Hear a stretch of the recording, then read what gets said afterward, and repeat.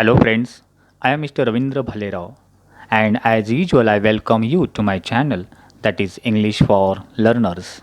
Friends, today we are going to learn one of the important lesson and that is an encounter of a special kind written by Tapan Mukherjee. But before watching this video, as usual I request you don't forget to subscribe my channel.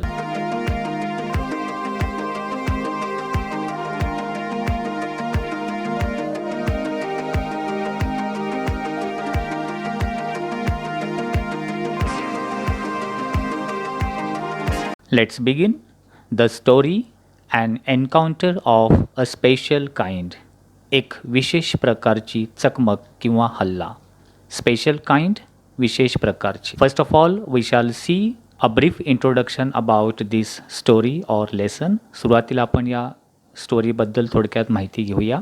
This is a story by Tapan Mukherjee who has described his one of the life experience when he was a young boy. या धड्यामध्ये तपन मुखर्जी लेखकांनी त्यांच्या लहानपणीचा एक अनुभव कथन केलेला आहे.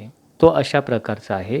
Tapan Mukherjee had rescued, nursed and saved a baby langur attacked by a dominant male langur with intent to kill it. त्यांनी यामध्ये हे सांगितलेलं आहे की एका बेबी लंगूरला, एका लहान माकडाच्या पिल्लाला त्यांनी कशा प्रकारे रेस्क्यूड म्हणजे त्याची सुटका केली, त्याला वाचवले अँड नर्स म्हणजे त्याची देखभाल किंवा काळजी घेतली. कशापासून त्याला वाचवलं?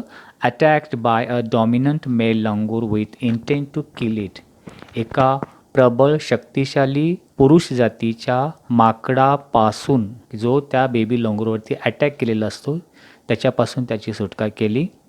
मेल लंगूर त्याला इंटेंट टू किल इट, त्याला मारून टाकण्याच्या उद्देशाने त्याच्यावरती हल्ला केलेला असतो. The story depicts a bond of trust, compassion and mutual understanding between man and animal.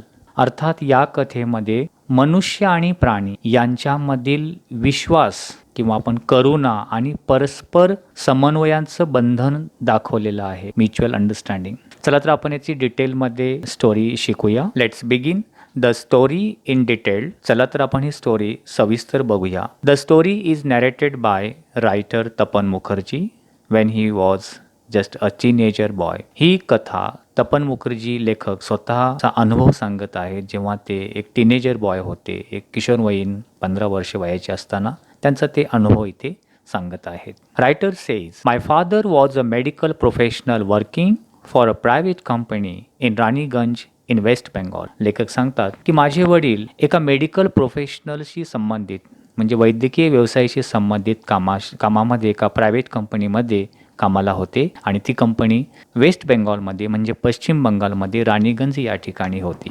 The officers of the company, त्या कंपनीमधील जेवढे काही ऑफिसर्स होते, वेअर हाऊस्ड, त्यांची राहण्याची व्यवस्था केलेली होती म्हणजे त्यांची घरं होती. And individual bungalows inside a large campus.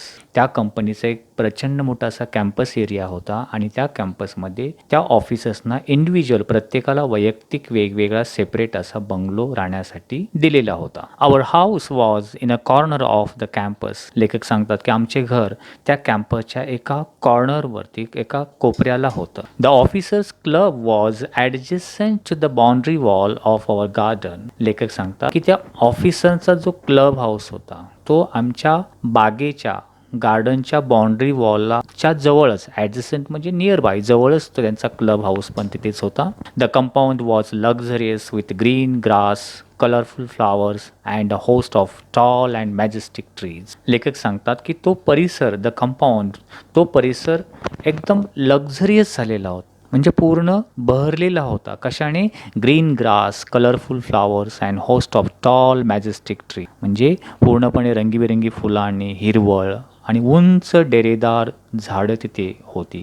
Majestic म्हणजे भव्य सुंदर असे trees, tall trees were there. अर्थात तो परिसर अतिशय सुंदर दिसत होता, जे की आपण तुम्ही या इमेजेसमध्ये बघू शकता, व्हिडिओमध्ये.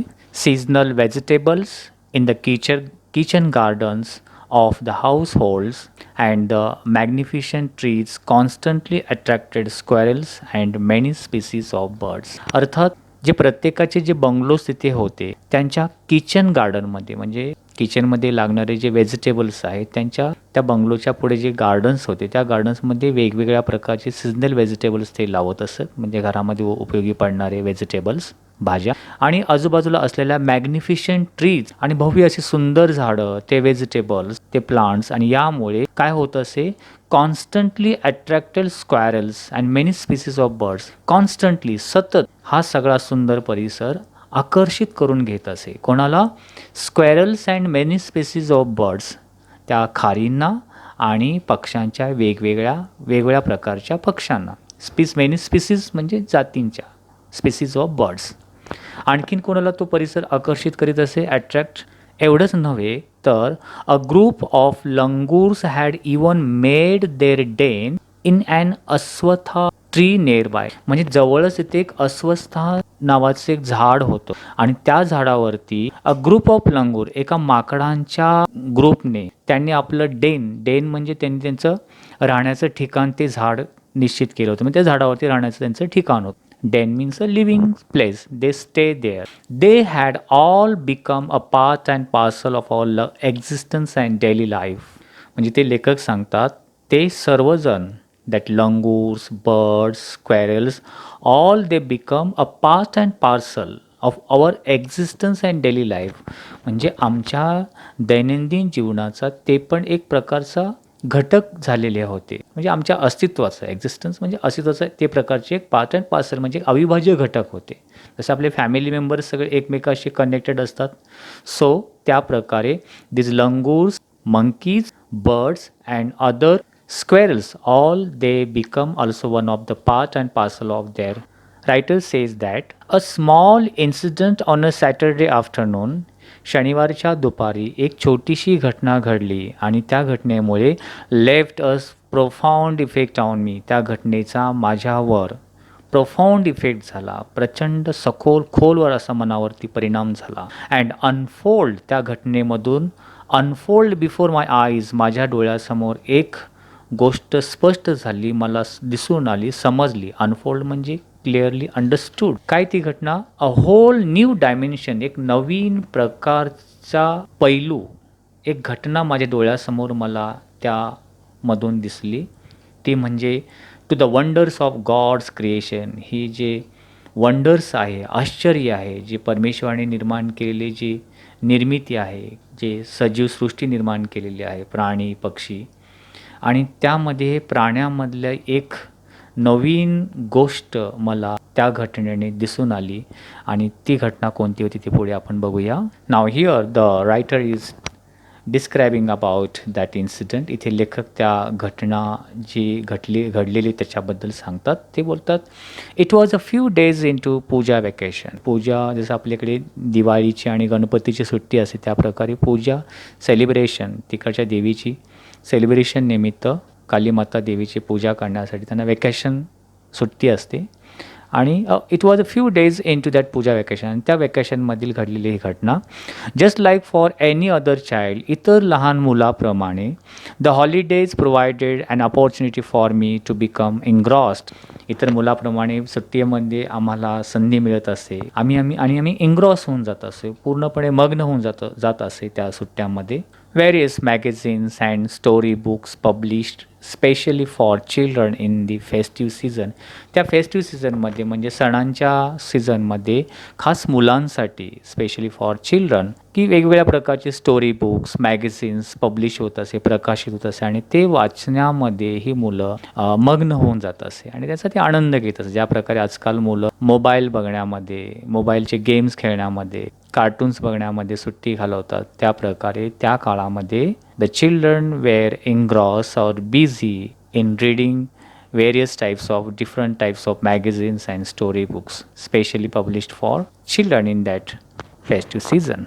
After a hearty lunch, म्हणजे दुपारी भरपूर जेवण केल्यानंतर, hearty म्हणजे भरपूर, too much, my parents and my younger sister lay down for an afternoon nap. आणि दुपारच्या जेवणानंतर माझे पेरेंट्स आणि माझी छोटी बहीण, they lay down, ते झोपलेले होते. दुपारची नॅप म्हणजे स्लीप, झोप घेण्यासाठी, छोटीशी नॅप म्हणू शकतो. And I settle down with a story book. आणि मला झोप लागलेली नव्हती आणि लेखक बोलतात की मी स्टोरी बुक वाचत तिथे पडलेलो होतो. सेटल डाऊन म्हणजे बसलो होतो. Now you can see in this picture how that writer teenager boy was reading story book there. The quiet afternoon presented the perfect backdrop for reading an adventure story. अर्थात ती दुपार, शांतमय दुपार माझ्यासाठी किंवा आमच्यासारख्या मुलांसाठी एक परफेक्ट होती, एक परिपूर्ण बॅकड्रॉप म्हणजे एक अनुकूल होते, सपोर्टिव्ह होते. कशासाठी? For reading and adventure story. एक साहसी गोष्टी, ॲडव्हेंचर स्टोरी वाचण्यासाठी ती शांतमय दुपार आम्हाला खूप अनुकूल किंवा सुटेबल होती. The silence was occasionally broken by the sound of my family snoring.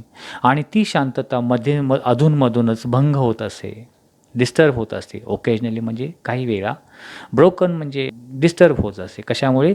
Sound of my family snoring. माझ्या कुटुंबातले वडील किंवा कोणीतरी स्नोरिंग, घोरणे, झोपल्यामुळे ते घोरत असे आणि त्याच्यामुळे ती शांततामध्येच भंग पावत असे, ब्रोकन होत असे. आणि कशामुळे? The intermittent chirping of house sparrows, the harsh cawing of crows, the shrill call of kite flying high about the ground. अर्थात अशा प्रकारची दुपारची ती शांतता अधूनमधून, फ्रिक्वेंट म्हणजे अधूनमधून डिस्टर्ब होत असे पॅरेंटच्या घोरण्यामुळे, हाऊस स्पॅरोज, चिमण्यांच्या, कावळ्यांच्या कावकावमुळे, चिमण्यांच्या चिवचिवमुळे, crows of the shrill call of kite flying किंवा कुठून तरी अतिशय उंचावरून घारीचा कर्कश आवाज, आकाशामध्ये उडणाऱ्या घारीचा कर्कश आवाज अधूनमधून येत असे. आणि यामुळे that silence afternoon broken down, ती शांतता भंग होत असे. Minutes ticked by, I become deeply absorb in the book. आणि मी, लेखक बोलतात, अशा काही वेळ निघून गेला आणि मी पूर्णपणे त्या स्टोरी बुक रीडिंग करण्यामध्ये पूर्णपणे एन्ग्रॉस झालो, म्हणजे फार गढून गेलो होतो, त्याच्यामध्ये मग्न झालेलो होतो. Suddenly I heard a group of street dogs barking furiously in the distance. आणि सडनली आणि अचानकपणे, लेखक बोलतो की अचानकपणे मी एका कुत्र्यांचा भुंकण्याचा आवाज मी ऐकला. A group of street dogs were barking म्हणजे भुंकणे, आणि फ्युरियसली म्हणजे अतिशय बेफाम होऊन ते भुंकत होते इन द डिस्टन्स, काही अंतरावर. I chose to ignore the commotion. आणि मी त्या कमोशनकडे, त्या गोंगाटाकडे, कुत्र्याच्या भुंकण्याकडे इग्नोर करण्याचं ठरवलं, दुर्लक्ष करण्याचं ठरवलं. Thinking that the pack of dogs might have cornered a hapless pig. लेखकाने विचार केला की कुठेतरी दूर अंतरावरती हे कुत्र्यांचा आवाज येतोय, कारण हॅपलेस पिग, एक दुर्दैवी डुक्कर वगैरे त्या कुत्र्यांनी त्याला घेरलेलं असावं आणि त्याच्यावरती ते भुंकत असतील, आणि that is why he try to ignore that commotion. आणि म्हणून लेखक त्या गोंगटाकडे दुर्लक्ष करण्याचा प्रयत्न करतोय. बट सून, परंतु लगेचच थोड्याच वेळामध्ये, द बार्किंग बिकेम लाउडर. तो भुंकण्याचा आवाज अतिशय वाढला, मोठा झाला. And more aggressive and alarm. आणि तो आवाज म्हणजे ते कुत्री अतिशय अग्रेसिव्हली, म्हणजे अटॅक करण्याच्या उद्देशाने, एकदम अगदी त्वेषाने, आणि cawing of a flock of crows added to that cacophony. अर्थात त्या अग्रेसिव्ह, एकदम त्वेषाने ओरडणाऱ्या, भुंकणाऱ्या कुत्र्यांच्या कॅकोफनी म्हणजे त्या गोंगाटामध्ये, आवाजामध्ये आणखीन भर पडली. कोणाची?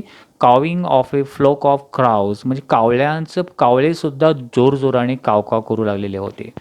I also heard the disturbance approaching closer. आणि मी ऐकला की तो जो मला डिस्टर्बन्स होत होता, त्या आवाजामुळे मला अडथळा येत होता वाचण्यामध्ये, आणि तो गोंगाट, तो भुंकण्याचा आवाज, कलोहल एकदम अप्रोचिंग क्लोजर, अगदी जवळ येत असलेला. अप्रोचिंग म्हणजे जवळ येणे. तो आवाज अगदीच आमच्या घराच्या जवळ, बंगल्याच्या जवळ येत आहे की असं जाणवत होतं. Curiosity got the better of me. म्हणजे माझी क्युरिओसिटी, माझी उत्सुकता खूपच वाढली, आणि पोटी मी, म्हणजे माझ्यावरती मात केली माझ्या उत्सुकतेने. गॉट द बेटर म्हणजे डिफिटेड, मात केली, जिंकून घेतली. म्हणजे क्युरिओसिटीमुळे आता मी पुढचा निर्णय घेतला, आणि तो म्हणजे काय होता? Leaving the book aside. मी माझी ते गोष्टीचं पुस्तक बाजूला ठेवलं, aside. I rush to the veranda. मी धावतच त्या वरांड्यामध्ये पोहोचलो. टू सी, पाहण्यासाठी. व्हॉट वॉज गोईंग ऑन, तिथे काय चाललं आहे, कशाचा आवाज येतो आहे ते बघण्यासाठी मी जोरात धावत त्या वरांड्यामध्ये मी गेलो. I glance to the roof of the club house. बाजूच्याच क्लब हाऊस असणाऱ्या क्लब हाऊसच्या रूफकडे, छताकडे मी ग्लान्स म्हणजे मी पाहिलं, तिकडे बघितलं.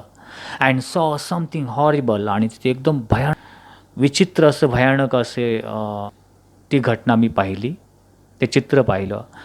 अ big male langur, apparently the leader of its group, was holding a baby langur. तिथे मी बघितलं एक प्रचंड मोठा असं माकड, ॲपरेंटली म्हणजे ते दिसत होतं जणू काय त्या माकडांचा जो ग्रुप असेल त्या ग्रुपचा तो लीडर असावा. आणि त्या मोठ्या माकडाने काय केलं होतं, was holding a baby langur, एका छोट्या पिल्लाला, माकडाच्या पिल्लाला आपल्या पंजामध्ये पकडलेलं होतं.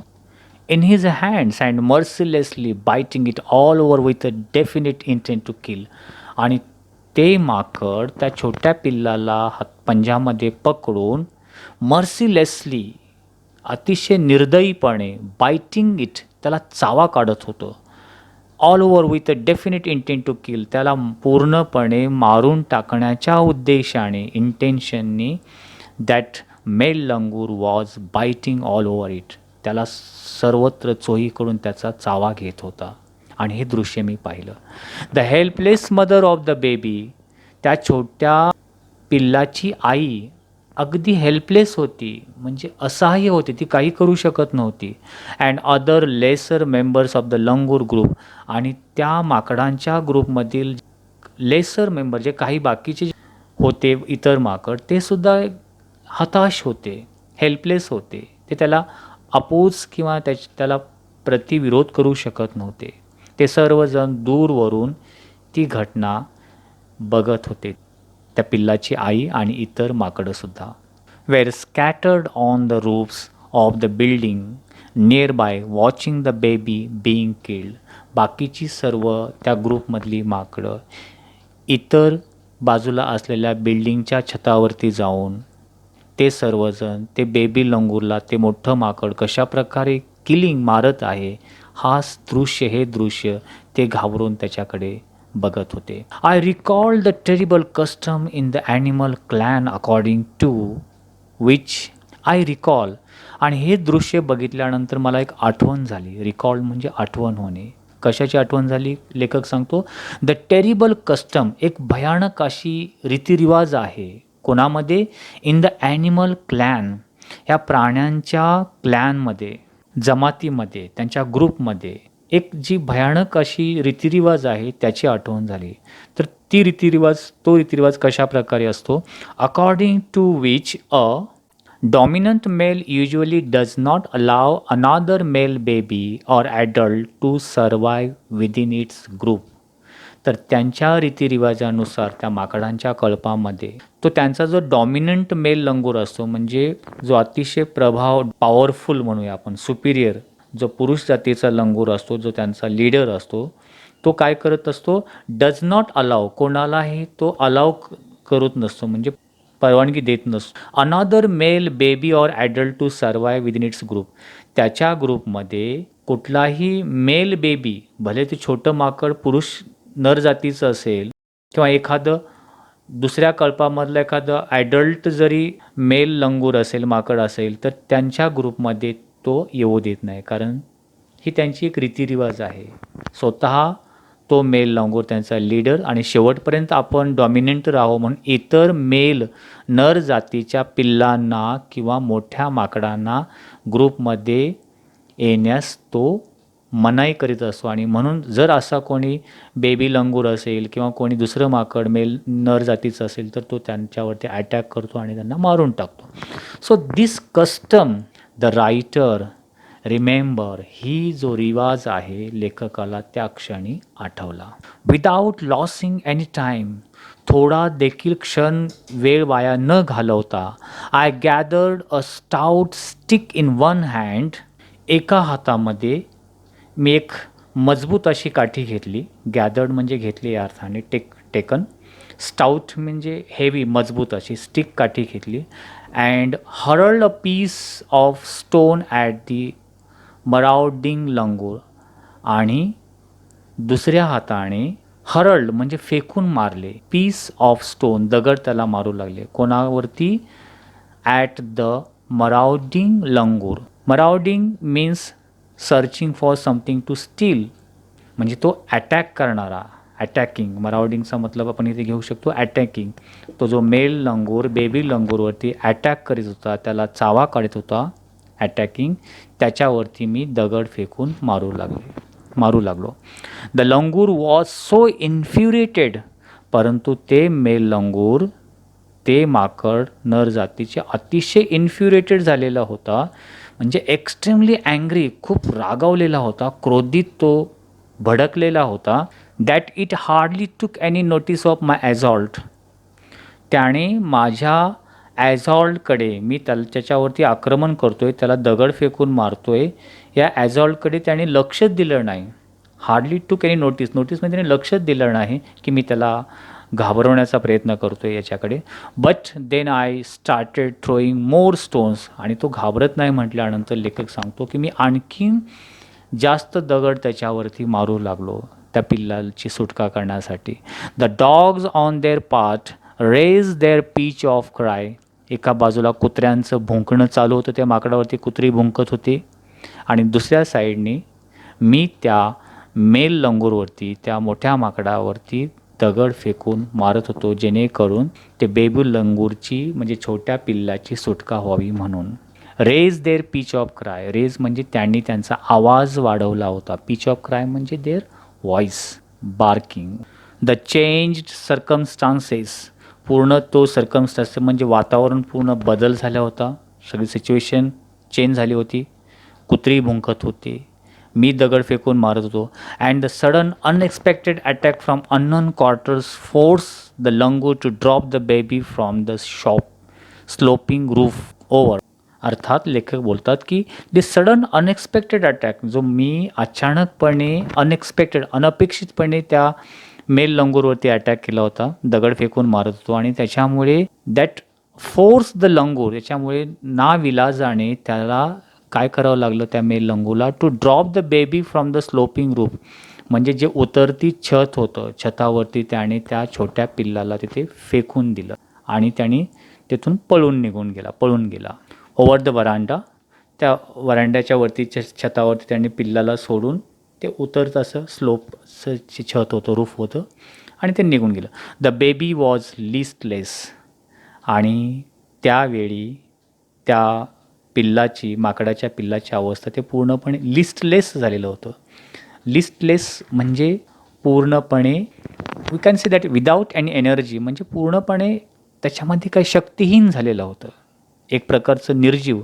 And appear to be dead, आणि जणू काही ते मेलेलं आहे, मृत्यू पावलेलं आहे असं ते दिसत होतं त्या मेल लंगूरच्या अटॅकमध्ये.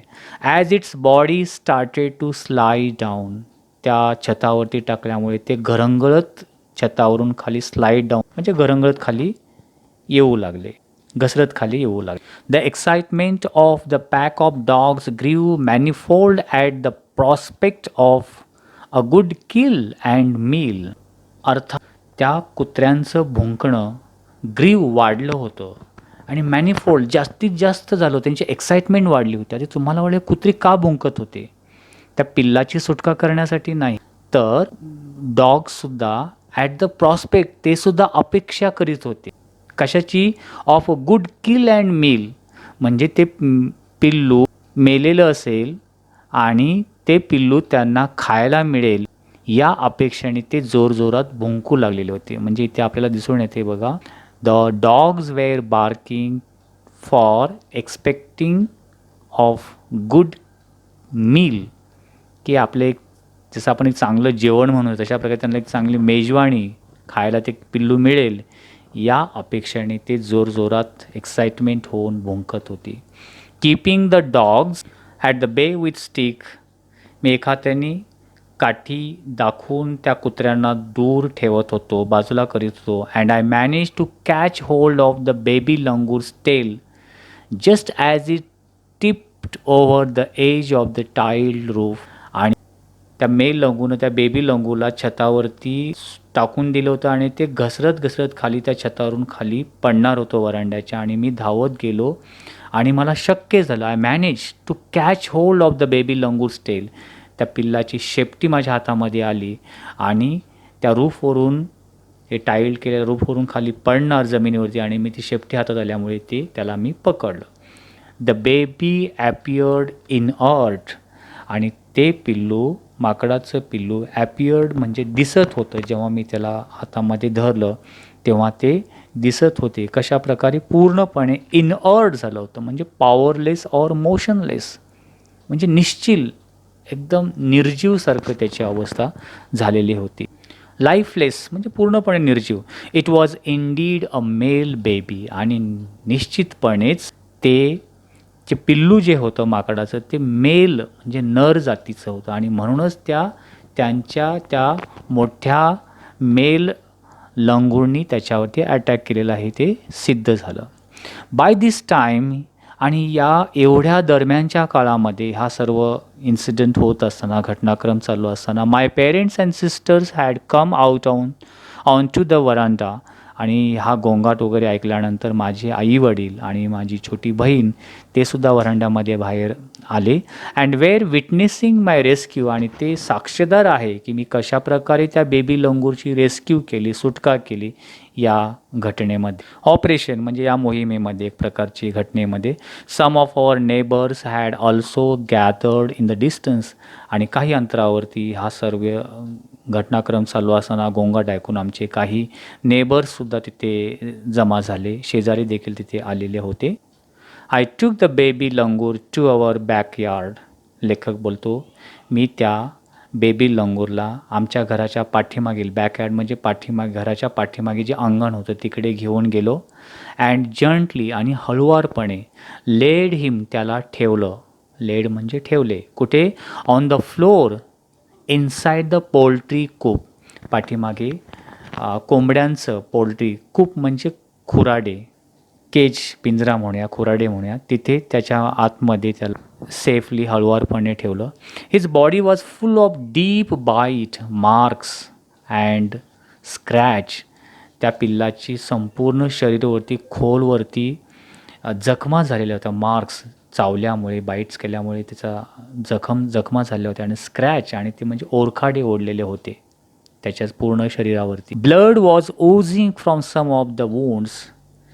त्या पिल्लाच्या जखमेमधून, वुंड्स म्हणजे जखम, आणि ओझिंग म्हणजे ओघळणे, बाहेर येणे, त्या जखमेमधून रक्त वाहत होतं. द बेबी रिमेन्ड मोशनलेस, आणि ते पिल्लू पूर्णपणे मोशनलेस होते, म्हणजे हालचाल न करता स्थिर, स्तब्ध होते. My father provided first aid to clean the wounds. माझ्या वडिलांनी त्या पिल्लाची जखम क्लीन करण्यासाठी फर्स्ट एड बॉक्स घेऊन आले. And stop the bleeding. जे प्रथमोपचार, जे काही मेडिसिन आहे, औषधं असून त्याची ती जखम स्वच्छ केली, आणि त्यांनी ते ब्लिडिंग जे चालू होतं, रक्त वाहत होतं, त्याने ते थांबवलं, स्टॉप केलं. I was relieve to find out that baby was breathing. आणि मला खूप रिलीव्ह वाटलं, मला बरं वाटलं, समाधान वाटलं. कशामुळे? To find out that baby was breathing, कारण ते बेबी, पिल्लू जिवंत होतं आणि ते श्वास घेत होतं. इवन दो हिज ब्रीथ्स वेर शालो. त्याची श्वास खूप मंद, शालो म्हणजे एकदम हळूहळू तो श्वास घेत होते, तरी पण ते जिवंत होतो. यामुळे मी थोडासा, मला रिलीव्ह वाटलं, थोडंसं मनाला बरं वाटलं. Splashes of cold water made the baby स्टर.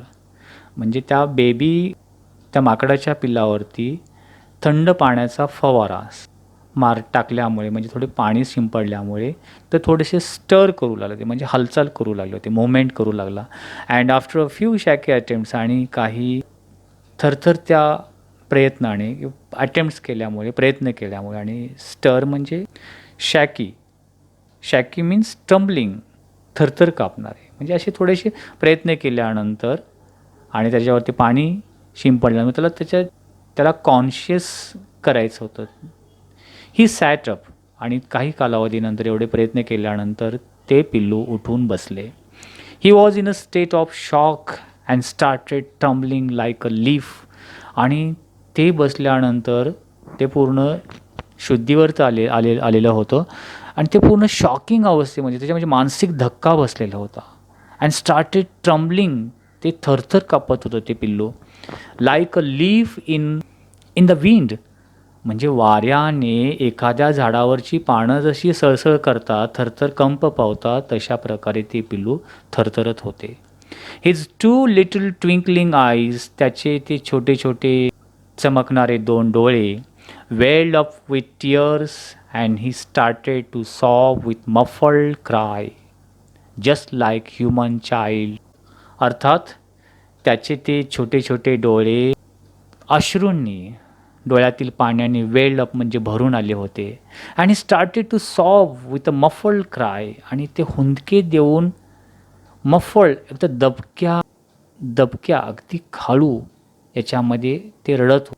म्हणजे हुंदके देऊन रडणे बोलतो त्या प्रकारे त्याची अवस्था होती.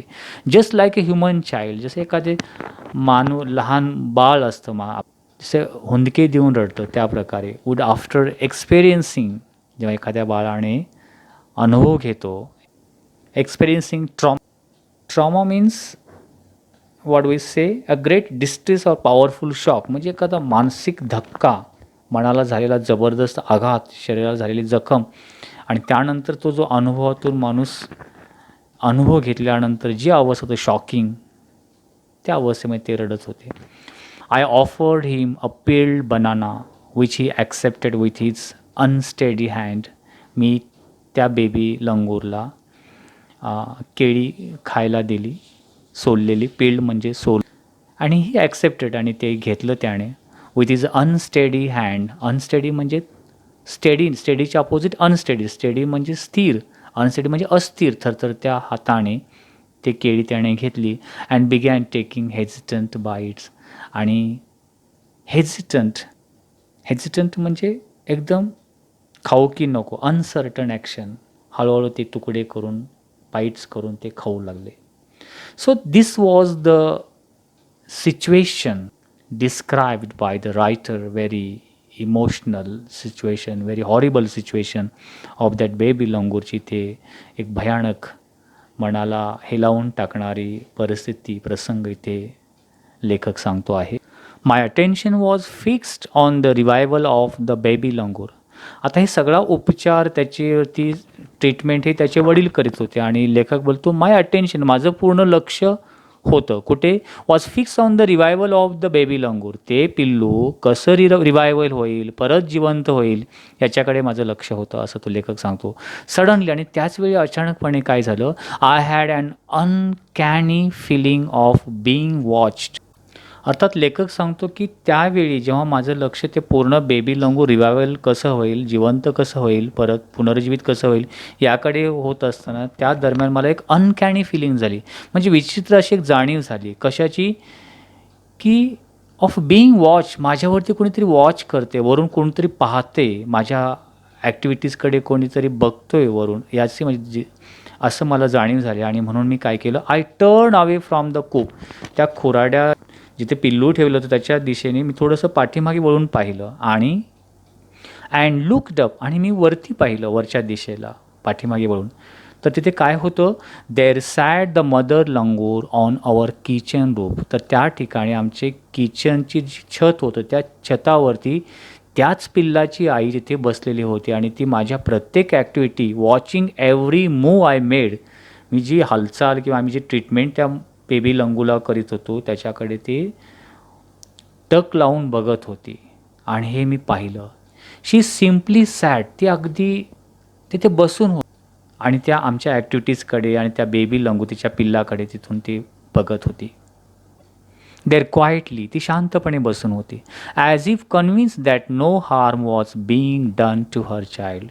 जणू काय तिला कन्व्हिन्स म्हणजे तिला अशी जाणीव झाली होती की आमच्याकडून तिच्या पिल्लाला कोणत्याही प्रकारची धोका नाही आहे, अशी जाणीव झाल्यामुळे शी वॉज क्वाइटली सॅट देअर, ती शांतपणे तिथे बसून होती त्या पिल्लाची आई. मीनवाईल, आणि त्या दरम्यान, मीनवाईल म्हणजे त्या दरम्यान, the baby sensed the presence of his mother. त्याच वेळी त्या पिल्लाला, ते जिवंत झालेलं होतं, त्या पिल्लाला पण जाणीव झाली. कशाची? The presence of his mother, त्याची आई तिथे वरती आहे, मला बघते, याची जाणीव झाली आणि हे समजल्यानंतर ते पिल्लू, त्या पिल्लाची अवस्था बघा काय झाली. And started to sob and cry a little louder. आणि थोड्या जास्त आवाज करून ते हुंदके देऊन रडू लागलं ते पिल्लू, त्या माकडाचं पिल्लू. I retreated from the door of the coop to allow the mother access to her baby. आणि मी रिट्रीटेड, थोडे दूर झालो, मूव अवे. कशापासून? From the door of the coop. ज्या ठिकाणी ते खोरड्यामध्ये पिल्लू ठेवलं त्या खोरड्यापासून थोडं लांब गेलो. कशासाठी? To allow the mother access to her baby, की त्या माकडाच्या आईला, पिल्लाच्या आईला खाली येऊन त्या बेबीला घेऊन जावं, तिला थोडासा मार्ग करून दिला आणि मी थोडं लांब झालो. Immediately the mother descended on the floor of the coop. आणि लगेचच मी दूर गेल्यानंतर त्या पिल्लाची आई, डिसेंडेड म्हणजे खाली, त्या छतावरून ती खाली आली, floor of the coop. And pick up the baby in her arms. आणि आपल्या बाहूमध्ये त्या पिल्लाला, तिच्या पिल्लाला तिने पिकअप, उचलून घेतले. She gave the baby throughout body inspection. आणि उचलून घेतल्यानंतर त्या पिल्लाचं पूर्ण शरीरावरती ते इन्स्पेक्शन, जणू काय पूर्ण चेक करते, तपासते, कुठे कुठे जखमा झाले. एका आईचं ते प्रेम इथे आपल्याला दिसून येते, की जसं एखादी आई आपल्या बाळाचं पूर्ण शरीर निहाळते, चेक करते, त्या प्रकारे तिने इन्स्पेक्शन केलं, ऑब्झर्वेशन केलं. And check his injuries and then cuddled him tightly in her bosom. आणि त्याच्या पूर्ण जखमा तपासल्यानंतर तिने त्या पिल्लाला कडल्ड म्हणजे आपल्या कुशीमध्ये घेतलं, घट्टपणे धरलं. इन हर बॉझम, आपल्या छातीशी, हृदयाशी तिने घट्टपणे आवळून धरलं. The baby found the great solace in her. आणि त्या पिल्लाला तिच्या कुशीमध्ये तिला खूप सोलॅस म्हणजे समाधान, एक कम्फर्ट, पीसफुलनेस, एक आराम त्याला मिळाला आईजवळ गेल्यानंतर. Caring arms. The mother sat still with the baby in her lap for a few minutes. काही मिनटं ते पिल्लू तिच्या मांडीवरती, तिच्या कुशीमध्ये तिथेच बसून होते. It was almost as if she was pondering over her options and trying to figure out. अर्थात ती पिल्लाला घेऊन लगेच निघून गेली नाही, कारण शी वॉज पॉन्डरिंग, ती विचार करीत होती. पॉन्डरिंग म्हणजे थिंकिंग. कशाचा? हर ऑप्शन, ती पर्याय शोधत होती, ती प्रयत्न करीत होती. टू फिगर आउट, अंदाज करण्याचा. टू गेस, कशाबद्दल अंदाज करीत होती? How she could keep the baby safe from further assault. ती तिच्या पिल्लाला पुढे अशा प्रकारचा, आणखीन इथून गेल्यानंतर फर्दर म्हणजे पुढचा आणखीन, ॲझॉल्ट म्हणजे हल्ला, त्या मेल लंगूर कुठे असेल, त्याचा हल्ला आणखीन परत होईल का, त्याच्यापासून सुरक्षितता कसे ठेवता येईल, याबद्दल ती विचार करीत होती. म्हणजे कोणत्या दिशेने जावं, ज्या दिशेला तो मेल लंगूर गेला तिकडे न जाता त्याच्या अपोजिट दिशेला किंवा दुसरीकडे जाण्यासाठी she was thinking like this. For a few seconds, काही सेकंद, the mother langur looked straight into my eyes. त्या पिल्लाच्या आईने, माकडीने माझ्या डोळ्यामध्ये बघितलं, माझ्याकडे बघितलं. And even today I can not forget. आणि लेखक सांगतो, आज 55 वर्षानंतरसुद्धा त्या माकडाच्या पिल्लाच्या आईने आणि जे माझ्या डोळ्यामध्ये बघितलं ते आजसुद्धा मी विसरू शकलेलो नाही. लुक इन हर्स आईज, तिच्या डोळ्यामधील.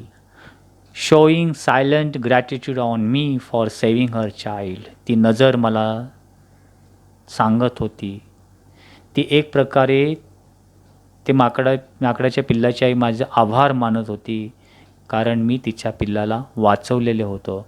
सो अगदी 55 वर्षानंतर देखील लेखकाला तो इन्सिडंट पूर्णपणे लक्षात आहे. He remember that incident. And writer says again, I was overwhelmed by the emotion. आणि त्या भावनेने माझं मन खूप भरून आलं त्या पिल्लाच्या आईकडे. ओव्हरवेल्ड म्हणजे मन भरून येणे, भावना विवश होणे. इमोशन म्हणजे भावना. The sentiment and the way she said thanks to me. ज्या प्रकारे तिने मला माझ्या डोळ्यामध्ये पाहून एकदम सेंटिमेंट होऊन माझं आभार मानलं, आणि त्या फिलिंगमुळे आय बिकम ओव्हरवेल्ड, माझं मन, माझं हृदय भरून आलं. There sat a universal mother holding a stricken child in her lap.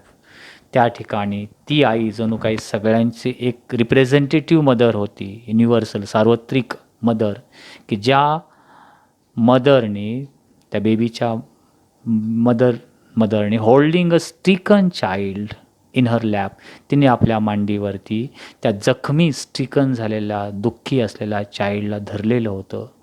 So that baby's mother was the representative of universal motherhood. Then in a flash, आणि नंतर अचानक वीज चमकावी या प्रकारे अचानकपणे एका सेकंदामध्ये she jump with her baby clinging to her belly, तिने आपल्या बेबी त्या पिल्लाला पोटाशी घट्ट आवळून तिने उडी मारून, क्लिंगिंग म्हणजे घट्ट आवळून धरणे, अँड रीच अवर किचन रूप, आणि आमच्या किचनच्या छतावरती त्या पिल्लाला घेऊन गेली. She surveyed the area for the vicious male langur and then left. तिथून तिने थोडा सर्वे केला, म्हणजे निरीक्षण केलं, ऑब्झर्वेशन केलं की की तो विशियस मेल लंगूर कुठे आहे काय, विशेष म्हणजे निर्दयी, दुष्ट. अँड देन लिफ्ट, आणि तिने जंप घेतली, उडी मारली. Leapt away in the direction opposite to the place of violent encounter. तो जो व्हायलंट एन्काउंटर, जो अटॅक केलेला होता पिल्लावरती, त्याच्या अपोजिट दिशेला ती उडी मारून आपल्या पिल्लाला घेऊन गेली. The brief meeting with the mother and the baby langur convinced मी.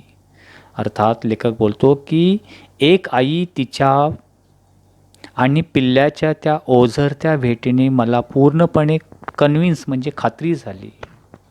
ते मदर लंगूर आणि बेबीची जी भेट झाली शेवटी, काय खात्री पटली याच्यावरून, that interspecies communication and mutual trust is indeed a reality and should any one.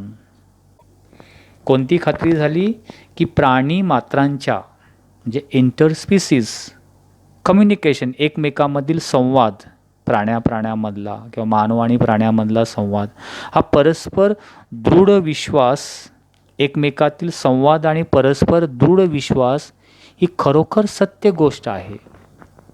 Indeed reality and should anyone strike the right cord.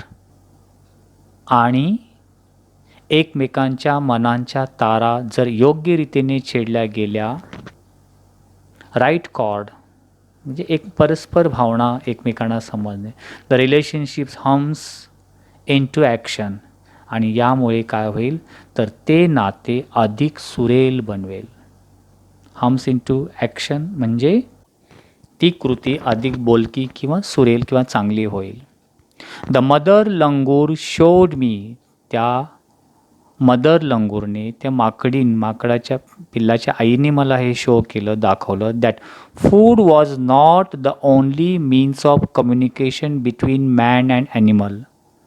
म्हणजे माणूस आणि प्राण्यामध्ये सुसंवादासाठी फक्त अन्न किंवा फूड गरजेचं नाही आहे, तर but that there were other means, परंतु इतर काही साधनं आहेत. म्हणजे माणसाने प्राण्याला खाण्यासाठी काय दिल्यानंतर तेच प्राणी आपल्यावरती विश्वास करेल, म्हणजे आपल्यामध्ये संवाद साधेल असं नाही, तर त्याच्यावर दुसरं काय साधन होऊ शकतो एकमेकांमध्ये प्रेमसंबंध जुळण्यासाठी. But that there were other means म्हणजे साधन आहे ऑफ इस्टॅब्लिशिंग अ बॉन्ड. तो बॉन्ड, ते नातं तयार करण्यासाठी प्राणी आणि मानवामध्ये काय असावं लागतं, थ्रू द ट्रस्ट, एकमेकावरती विश्वास, कंपॅशन, एकमेकाबद्दल कणव किंवा प्रेमळ भावना, अँड म्युच्युअल अंडरस्टँडिंग, आणि एकमेकांमधील म्युच्युअल अंडरस्टँडिंग असेल तर ते मॅन अँड ॲनिमलचं बॉन्डिंग अधिक सदृढ किंवा दृढ होऊ शकते. So this was the message we get from this story, or we can say the life experience of the writer. 55 years have passed since that day. लेखक बोलतो त्या दिवसाला आज 55 वर्ष झालेली आहेत. आय एम नाव 70 years old. आत्ता मी 70 वर्षाचा आहे.